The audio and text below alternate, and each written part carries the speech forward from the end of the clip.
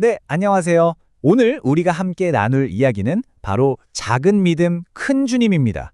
우리의 연약함 속에서 크신 주님이 어떻게 일하시는지 오늘 본문을 통해 한 걸음 더 깊이 들어가 보려고 합니다.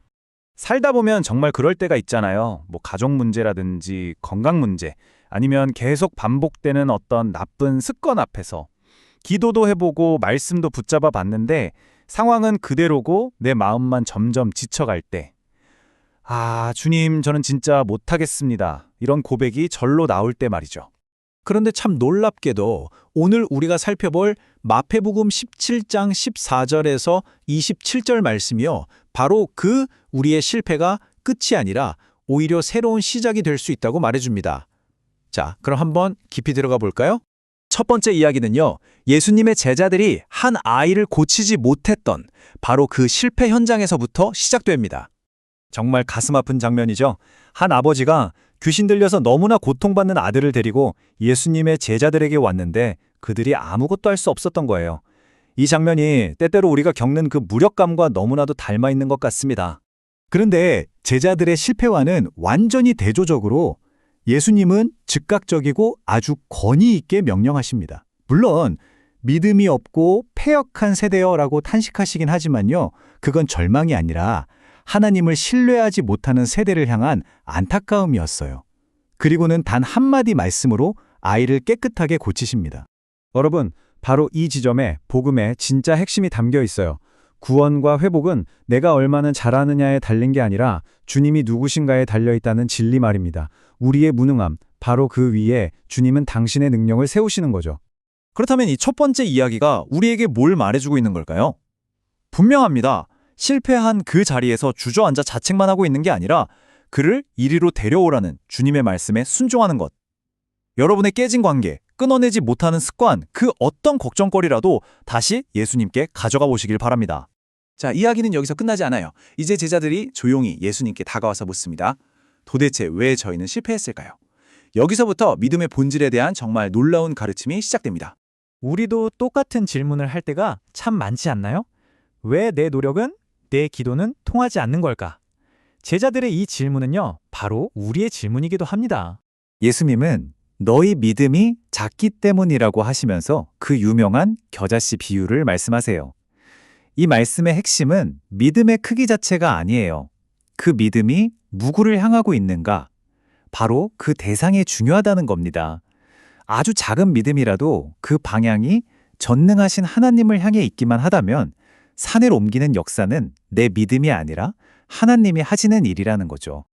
그리고 여기서 정말 중요한 포인트가 하나 더 있습니다. 신앙은 결국 어떤 기술을 막 연마해서 마스터하는 게 아니고요.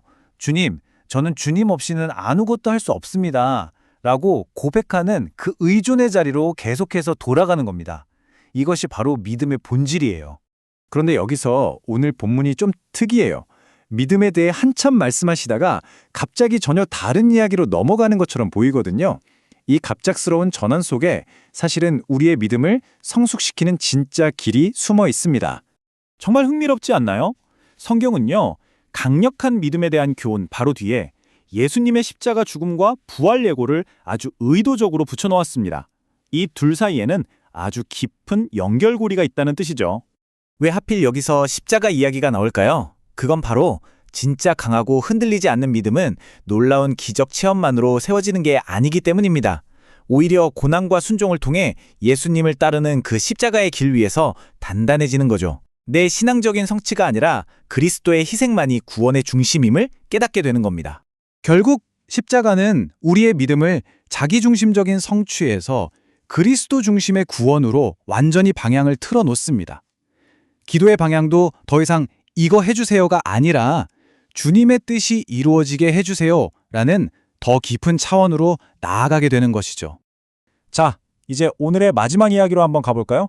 가버나움에서 일어났던 성전세 사건입니다. 당시 이 성전세는요, 그냥 성전 운영비 정도가 아니었어요. 이스라엘의 모든 성인 남자가 하나님께 드려야 했던 아주 중요한 종교적인 의무였고 깊은 상징적인 의미를 담고 있었습니다. 예수님은 베드로에게 세상 왕의 비유를 들어서 당신의 정체성을 아주 명확하게 드러내세요. 성전이 아버지의 집이라면 아들인 자신은 당연히 세금을 낼 의무가 없다는 거죠. 이건 사실 내가 바로 그 하나님의 아들이다라고 선언하시는 거나 마찬가지예요. 정말 놀라운 장면이죠. 그런데 여기서 정말 놀라운 반전이 일어납니다. 마땅히 면제받을 권리가 있으신데도 불구하고 예수님은 다른 사람들의 믿음에 걸림돌이 되지 않기 위해서 기꺼이 세금을 내기로 결정하십니다. 이게 바로 오늘 본문이 우리에게 가르쳐주는 그리스도인의 자유가 뭔지에 대한 핵심이에요. 그리스도 안에서 우리가 누리는 자유는 나의 옳음이나 편리를 주장하기 위한 게 아니라는 겁니다.